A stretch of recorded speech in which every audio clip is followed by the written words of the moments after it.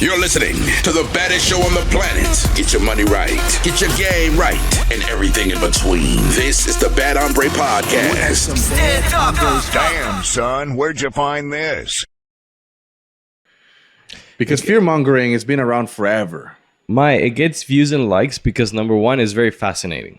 People want to believe. People like polarizing and controversial and negative. You put two videos, one of them you okay, say you own the New York Times.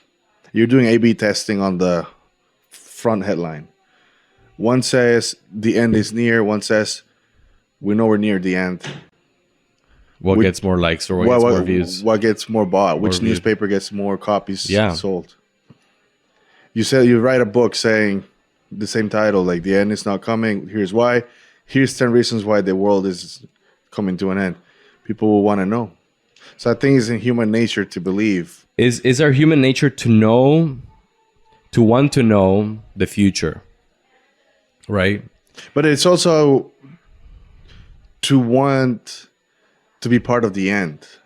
It's like we want to be, in our generation, to be the end. It's almost like we want that. Like, I don't know.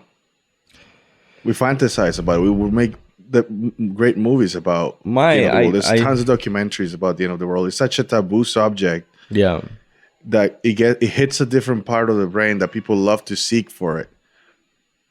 But I think for you to believe that in your lifetime the end is going to happen, it's a very, very selfish way of looking at it. To think that, oh my God, out of all the people you get to experience that, it's very unlikely. Maybe you're gonna die, your world is gonna end, but the whole world, our world as we know it, I don't think it's gonna end in our lifetime. I think it would be very unrealistic and selfish and almost like narcissistic, I think, way of looking at it, to think that I'm so special that I get to experience that in my lifetime. Well, again, I go back to the point, like no one knows the day or the hour. And so again, for me, I've let go of that because it gives me, it doesn't help me in any way. No, it doesn't. And sometimes sometimes the attitude of people that are trying to predict that is, I'm going to live my life the way I want to live my life because I know that Jesus Christ is coming back on this year.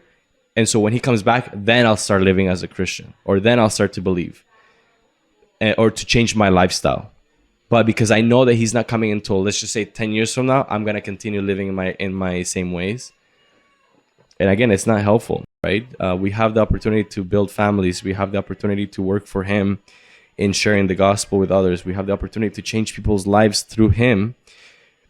And I think that's that is ultimately more fulfilling than thinking about predicting about the end of times or predicting when the whole thing is gonna end. It makes no sense to me. Like Mark of the Beast, you think?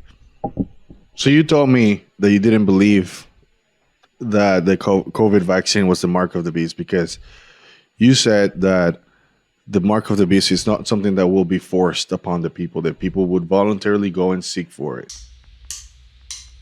So dark, can't see a thing. I hear a song of the broken beat. Give me nickel, give me dime, give me dollar, I'll give